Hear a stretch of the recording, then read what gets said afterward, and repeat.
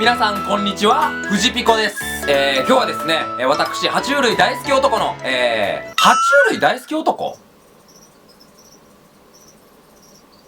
爬虫類大好きな、フジピコが飼育しているエボシカメレオンの飼育環境を紹介していきたいと思います。はい。カメレオンってですね、ネットで調べると、よく飼育が難しいとか、爬虫類の中でも上級者向けだみたいな、なんかすごい難しい、なんかハードルの高い書かれ方されてると思うんですよね。これ果たして本当にそうなのかというのを、実際僕が飼育している環境を見ながら、紹介していきたいと思います。はい、それでは早速どうぞ。これ僕が考えたカメレオンピースですね。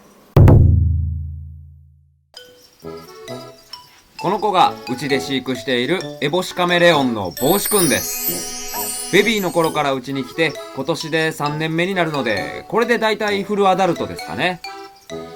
エボシカメレオンはイエメンに生息するカメレオンで、日本にも多数繁殖個体が流通しており、カメレオンの中でも丈夫で飼いやすいため、カメレオンの入門種と言われています。こちらがケージですね。こちらズーメッドのレプティブリーズサイズ XL を使用しています。まずカメレオン飼育において重要なポイントが通気性なんですね。カメレオンは乾燥しすぎてもダメですし、蒸れすぎもダメなんです。なのでうちでは風通しの良いこちらメッシュケージを採用しています。一般的な爬虫類用のガラスケージで飼われている方もいますが、その際はファンを使って風を送って通気性を良くしてあげるなどの工夫をしてあげることがいいと思います。最近ではよくカメレオンを鳥かごで飼われている方も多いので、そちらでも良いと思います。ちなみに温度なんですが、うちでは年間を通して室温28度前後になるように部屋を丸ごとエアコンで管理しています。同様に湿度は加湿器をつけて平均50から 60% になるようにコントロールしています。夜間は室温24度程度まで下げております。次がこちら、バスキングライトですね。カメレオンは変温動物のため、活動するために体内の温度を上げる必要があります。他にも食べたものを消化するためにもバスキングをする必要があります。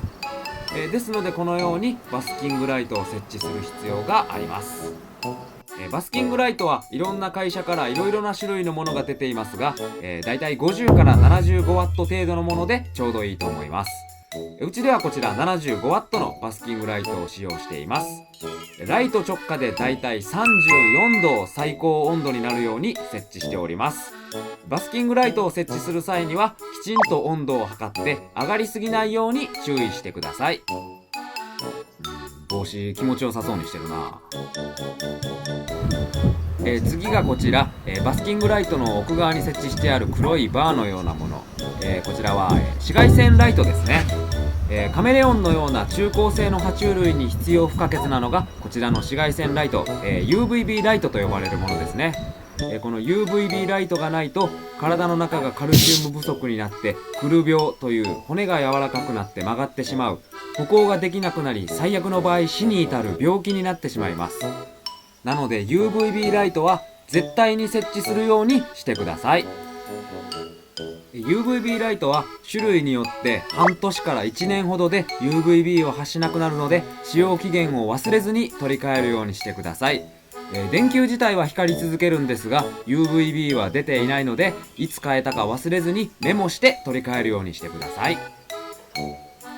このように体を目いっぱい広げて紫外線を吸収する姿をアジの開きと言います。すいません、嘘です。次はこちら、ケージの右側奥にある、ちょっとぴょこっと出たノズルのような黒いものですね。こちらは、ミスト装置ですね。これはタンクに水をセットしてタイマーで決まった時間が来ると自動で水が出るようになっております。うちではこのミストから出た水が葉っぱについて、それをカメレオンが飲みます。そうやって水分を摂取させております。その他にも、ケージ内の湿度維持にも役立っております。これは僕がカメレオン飼育において飼ってめちゃめちゃ良かったと思ってますね。毎日朝と夕方手動で霧吹きができるなら必要ないんですけども、なかなか毎日というのは難しいですからね。うちはこれを1日だいたい3から5回ミストが出るようにセットしております。これは本当おすすめです。次に床材ですが、糞をしたらすぐに取り替えられるようにうちではペットシーツを使用しています。糞をそのまま残しておくとそこから雑菌が湧いてカメレオンが病気になる可能性もあります。ペットシーツだと糞をしてもすぐに気づけますからね。あとこれはカメレオンが誤飲をしないためでもあります。あとはですね、流木と観葉植物を入れて、だいたいレイアウトをしております。設備はだいたいこんな感じですね。次は、カメレオンに餌をあげていきましょう。餌はこちらコオロギですね。カメレオンは基本的に生きた餌を食べます。中には乾燥コオロギにえずっこもいますが、うちでは生きたコオロギをメインにたまにおやつとしてシルクワームを与えています。ここでポイントなんですけれども、コオロギにはこちらカルシウムパウダー、これを毎食たっぷり振りかけて与えていきます。これを怠るとカルシウム不足を引き起こし、先ほど言ったくる病になってしまいます。なのでくる病を予防するためにもしっかりカルシウムパウダーをかけてあげましょう。それではこのカルシウムパウダーをまぶしたコオロギをカメレオンに与えていきます。じゃあ帽子ご飯やぞ。お、見てますね。お、はい、よく狙ってよく狙ってよく狙って。ああ、なんしょうね。まあこのように結構外すこともありますね。じゃあはい、もう一回ちゃんと狙って、はいはい、はい、上手に食べれました。はい。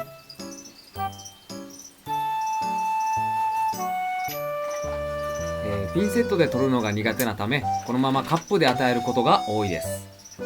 餌の回数はだいたい1週間に2回から3回で、1回で食べる量は、コオロギのこのサイズで12匹から15匹ぐらいですね。おー、うまそうやな。次にハンドリングなんですが、カメレオンはストレスに弱い生き物なので過度なハンドリングはしないように気をつけましょ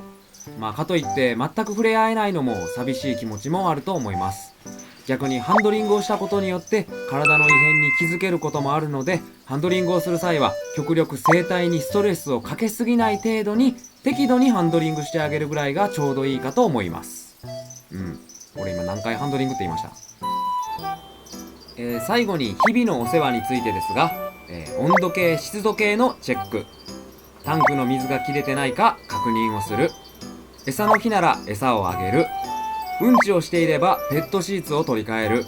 異変がないか観察をするですね。ちゃんと観察をしてるとどこかおかしいところがあればすぐ気づけるはずです。少しでもおかしいと思うところがあれば早めに病院に連れて行ってあげてください。なので家の近くでカメレオンを見てくれる動物病院を調べておきましょう。じゃあ帽子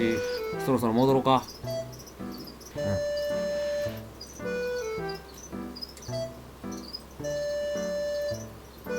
これからも健康で長生きしてくれよ。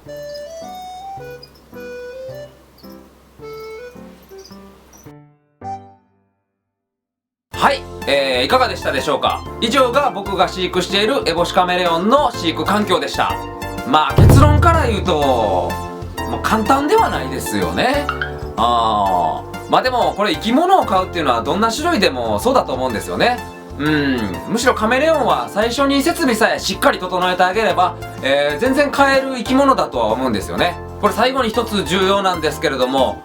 この動画はあくまで一つの飼育例として捉えていただきたいんですよね。やっぱり生き物なので絶対っていうことはないと思いますし、うちの子はこれで3年ほど病気もせずに健康に暮らしてくれてますけれども、それはやっぱり個体によって違うと思いますし、飼育者さんの生活リズムだったりとか、飼育のこの環境とかに左右されると思うんですよね。なのでですね、今爬虫類の本とかたくさん出てますし、他にも爬虫類 YouTuber さんとかもいろいろいらっしゃいますので、そちらの方の動画とかも見ながらいろいろ見た上で、自分に合ったその子に合った飼育環境を、楽しんで見つけていってもらえればいいかなと思っております。はい、もしこの動画が良ければ高評価、チャンネル登録の方もよろしくお願いします。 Twitter、Instagram もやっておりますので、動画説明欄より飛んでそちらもフォローお願いします。それでは最後までご視聴いただきありがとうございました。